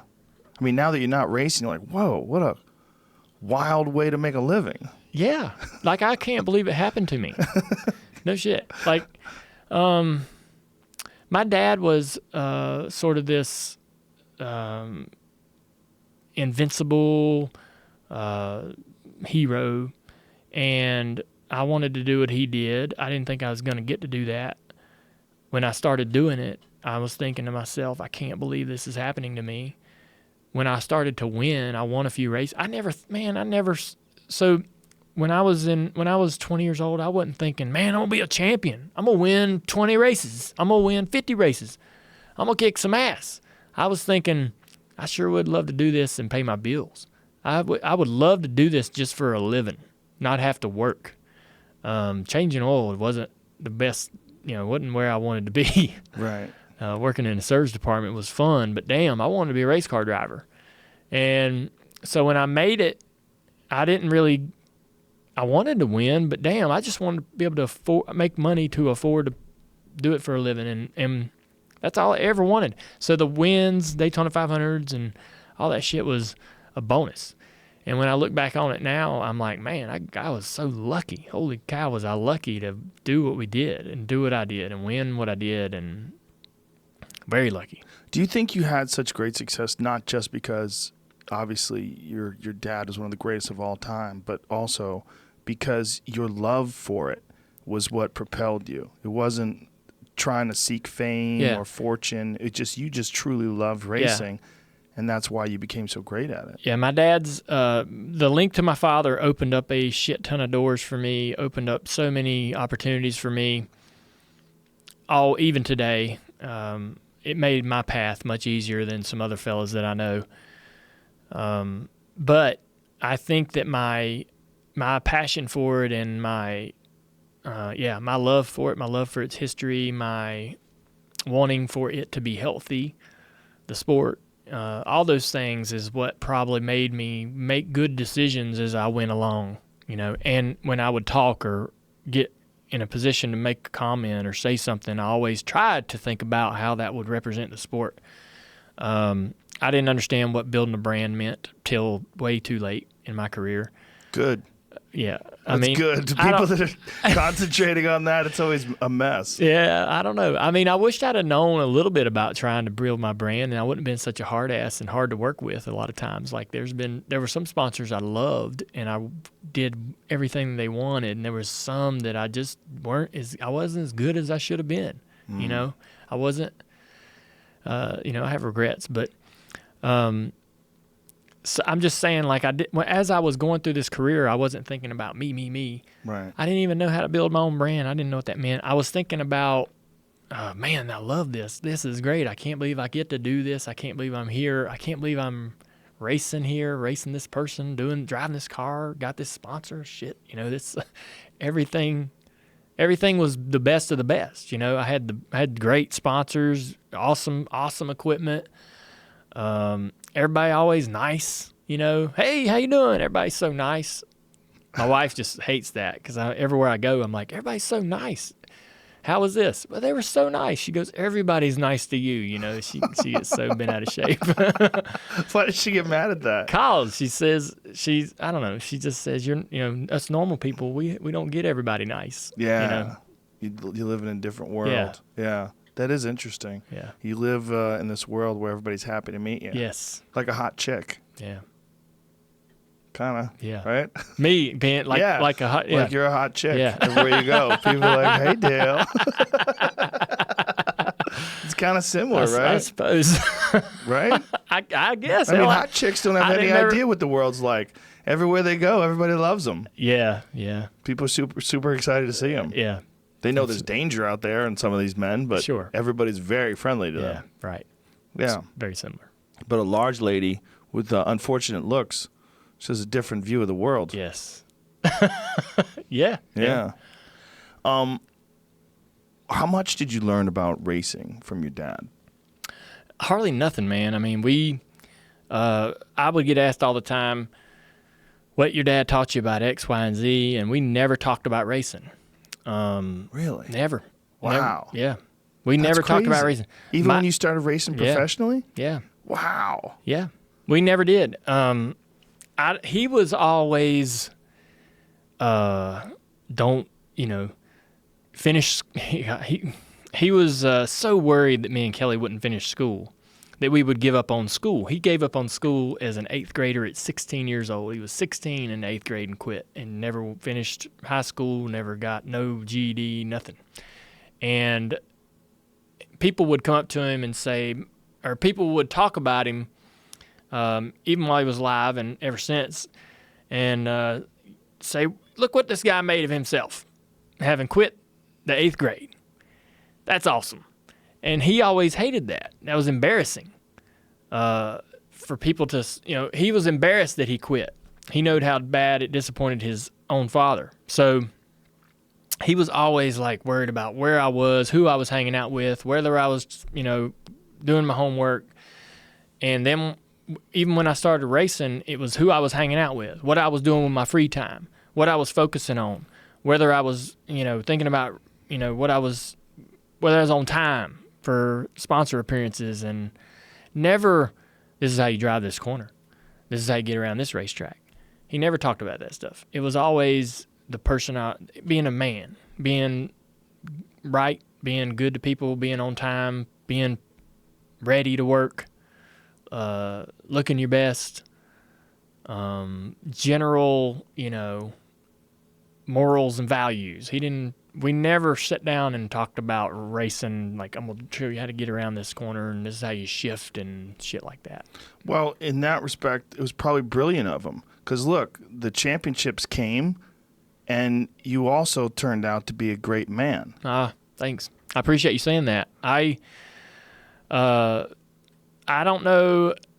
I always felt like that when I was younger, I kind of let my father down because there was this one time I was probably 12 years old, and there was this, me and my buddy, we were going to play. Man, we're here, we're outside, we're going to play outside. My dad's standing over there, and there was a bucket full of shit. And he's like, hey, come here, Junior, pick that bucket up, move it over here. And I went over there and tried to pick it up, and I was like, I can't lift it. And he got so pissed off at me because he knew I didn't try. And he said to my buddy, Ryan, he goes, Ryan, come here. Pick the bucket up and take it over there. And he turned around and gave me this look of pure freaking disappointment. And I felt like that set the tone for our relationship. Wow. For one bucket. I know. I feel like that was that was our relationship in a nutshell for most of my teenage years. He looked at me as, I don't know what he's going to amount to. I don't know what this kid's going to do. I don't know what skills he has, or whether he's going to ever get his act together, or whether he's ever going to figure himself out, And I probably didn't give him much reason to think different. But then when I started racing at late models, I ran 159 races, and he never came to one. Through 94, 95, 96, 97, I raced at Myrtle Beach, South Carolina every weekend, and he never once came down there to watch me. And so he didn't know whether I was a good race car driver or a bad race car driver. He didn't know whether I was, working on my car or understanding how they, how to build the car, fix the car. And when I would do good, I'd come home and I'd have a trophy and I'd say, hey, man, I won. And he'd go, well, who wasn't there? And I'm like, shit. He really did. I remember coming home with a trophy, and I could not wait till he would walk. I kept my car in this building that was his, and he put all his deer head up there, called it deer head shop. I'm talking 35, 40 mounts in this place, a couple elk. And he'd come in there every Monday morning before lunch, and I had that trophy sitting up. We'd brought it home, man. It was right in view as soon as he walks in. I got my car, working on my car, and he comes in there, and I'm like, he's like, so you won, huh? Sees the trophy. I was like, yeah. We did. And he's like, such and such must have not been there, because there was this one guy named Robert Powell that used to beat us all the time. And he goes, Robert must not been there. I was like, no, he wasn't. He wasn't there. You're right. I was so pissed off, man. I finally won a damn race, and I thought that he was going to come in there and slap me on the back, and man, give me a good talk. Did he give you more motivation that he didn't do that? I don't think so. I don't think it did. I think it made me want to. It did not make me want to win more. But then one day, so right around the end of 1997, I was out of money. He was like, hey, you're out of money. You ain't going to race. I was like, shit, my life's coming to an end as far as I know it. I'm not going to, I guess my racing career, this is it. It's coming to an end, 1997. He was sitting down talking to, he had a car that races in the Xfinity Series that I told you about on Saturdays, and his driver was leaving to go to a Cup car, and he was talking to his best friend, Tony Sr., is the guy's name that actually crew chiefs that car, and he's like, who we going to get to drive this thing? Who should we get? We got to hire us a driver. And Tony Sr. said, why don't you put Dale Jr. in there? And he goes, what? Are you serious? You really think so? And he's like, you're going to spend a little money on this car. Why don't you spend it on your own kid? Why don't you just I can probably make a driver out of him, Tony Sr. says. So they made the decision to put me in this car in the Xfinity Series. You'd think that Dad would come tell me, or we would have a press conference, might be a press release at least. I walked into, this is a month before the race season starts. I think I'm out of racing, right? I ain't even talked to anybody about what I'm racing or if I'm racing in a couple months. I think that it's dried up, opportunities are gone. I walk into the shop to get something where Tony Sr.'s race car was, and my name was on the roof. And I was like, I thought it was a joke, like a mean joke, a prank. Wow. And they were laughing. Tony Sr. and some of the guys in the shop are laughing, and I'm like, man, that's messed up. Man, y'all are dicks for putting that name on there. This ain't no funny. And they were like, it's true, man. I was like, you mean I'm going to race this car? I'm racing this car? And they were like, yeah. I was like, really? And, obviously I was thrilled. Like, man, I couldn't believe it, but this is the way I found out. Not from my own dad. And I'm like, Dad, I'm racing the car? Yep. Like days later when I see him, I'm like, so I'm going to race that car? And he's like, yep, sure are. Better get ready. And that's it? Yeah. And, he was the strangest dude when it came. He didn't really, but once, so I started racing that car, and I had great success. We won 6 or 7 races the first year. We won another 6 or 7 races the second year, championships in both seasons. So, the choice to put me in that car worked out better than he probably ever imagined. Ever. In 159 late model races that I ran from 94 to 97, I won 4. In 159 late model races, I won 4.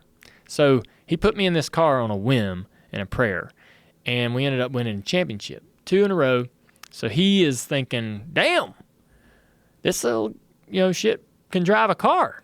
And that's when our relationship completely changed. That's when I had his arm around me. We were doing shit together. We had sponsor deals and promotions together. We were doing photo shoots together. I saw him all the time. And we talked about all kinds of, we talked about life, girls and everything but racing. We didn't talk about racing much, which is fine. But it was awesome. And so 98, 99, and then 2000, I went to Cup. He built a Cup team around me. We had Budweiser come in for $10 million a year, which was the biggest sponsorship anybody had at that time. And then he got killed in 2001 at the start of the season in Daytona 500. So those 3 years, 98, 99, 2000, were as good as it could get. Wow. Yeah. That must have been amazing. It must have been amazing for you to turn that corner. Yeah. It was like a light switch. Wow. He went from not really engaging with me not comfortable around him, feeling ashamed, not measuring up. He's because he's 10 foot tall, cowboy boots, black hat, tougher than shit. Not gonna, intimidator. That was his nickname. And I was blonde, pale, short as hell, not a muscle on me, and had accomplished nothing, Right. And so overnight it was like completely changed. We started running great, and people were coming up to me, like, dude, you're doing awesome, and he was real happy with that. He was pretty proud. It's crazy that he never talked to you about racing. No. That's just so strange. Yeah. I can't imagine. There was only one time that he did that. We were at a track called Bristol, Tennessee. We were at a track in Bristol, Tennessee. It's a half-mile high-banked racetrack, and we run 15-second laps around there. It's really fast, and it's kind of technical and tough to get around. And I'm out there practicing, and I wasn't doing it right. And he got up on one of the haulers and got on a radio and started talking to me. And he was like, "Hey man, I'm gonna tell you how to drive it." And so this one time in this one practice for about 5 minutes, he's like, "I'm gonna tell you how to drive this track." So I'm out there driving, and he's like, "All right, lift right here," and I'd lift, and he'd get in the gas. Okay, I'm turn there, and he's just telling me how to drive the track. And that was the only time he ever did that. Just think of how much it would have improved you. I know. It really helped me there that day. I mean, and when he told me how to do it, I'm like, holy shit, this is I would have never thought of doing it this way, and this is way better, Right. So, yeah, maybe he could have given me a few more tips on some things. I mean, come on, man. I mean, that has to be so crazy because that's your profession, Yeah. and your dad is a superhero. Well, I think that, I finally made it to Cup, and I think had he lived, he would have been in my ear all those years. Right. Do this, don't do this. This is Right. the best decision today. So maybe he just wasn't in a hurry to do it because he didn't know that he wasn't going to be around for it. Right. How hard was it to race after he was gone? I thought about whether I should quit or not. I probably, if it hadn't have paid a lot of money and I didn't have partners and people that were dependent on me or counting on me, I probably could have easily walked away from it. But we had a great partner in Budweiser that was incredibly supportive. I had a lucrative opportunity in front of me personally to be a race car driver for as long as I wanted to, which I wanted. And I just had to go through missing him really bad for a few months. I had to go to the racetrack, and everywhere I looked, there's Dad. There were fans mourning. There were signs and paintings and things. There was just markings and acknowledgments and just shit everywhere for like a year. And I appreciated it, and I knew why it was like that. But it took a while for me to sort of get to where I didn't. There was a little period of time where I was real self-destructive and just like mad, at everything, and took me a while to calm down and get to work. For a while there, it was just sort of going through the motions. You must have always known. Everyone knows there's dangers involved in racing cars, but when it hits someone so close as your own father, that had to change what racing felt like to you. Yeah, I'm sure it would have completely been a different experience emotionally had that not happened. Racing for me would have meant something completely different. He was this invincible guy that, wasn't supposed to get hurt, wasn't supposed to. He was supposed to get hurt and drive hurt and be tough, and Right. he wasn't supposed to get killed and leave us. all, He left the whole sport, and no one knew what to do. Like, that was like, the whole sport was sitting there going, shit, what do we do? Right. He was the guy for everyone. And even the competitors, looked up to him like he was the guy, like that's the man. And so it was tough on the whole sport, to big giant void for the whole sport. But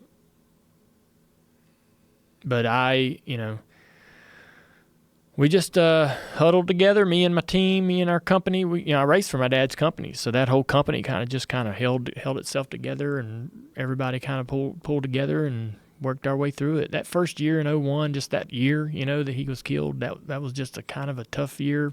I don't even really remember anything much about what happened that year. Won a couple races, but it was otherwise, the races where we didn't win, I don't even remember much about them, just retaining too much from it. It was just kind of a daze, 2004 was a great year. I think we kind of finally were coming out of the funk, around 2004, kind of coming out of the cloud of that. I would imagine that being a race car driver and having your dad be who he was always carried a lot of weight. But did it carry more weight after he was gone? Were there more eyes on you? Yeah, I thought so. I thought he was tough. He knew who he was to the sport. He knew that he carried a big, massive fan base, and he knew that people listened when he spoke and all those things. And so when he was gone, I think some people kind of looked at me to try to carry that same load and even be that same person, and I just wasn't going to do it. I was like, man, I'm going to be me. I'm going to be like I said, he's this 10-foot tall black hat, and I'm this short, scrawny, pale kid that, I couldn't be who he was. I'd have been faking it, and I couldn't be the intimidator, So I just have always, ever since then, been me. And if that's good, if you like that, great.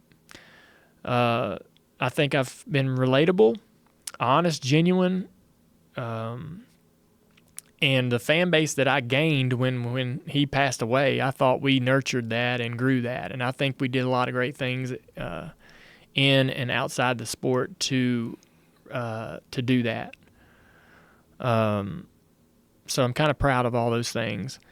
I thought I handled that well, considering there are a lot of different avenues to go at that time, and I think I chose some good ones, and certainly probably could have made some different decisions and have regrets, but for the most part, I was able to, add to his legacy a little bit. That was something that was important to me. I didn't go out there and win 90 damn races. I didn't win 7 championships, but I didn't hurt his legacy. I added to it, made a lot of people happy.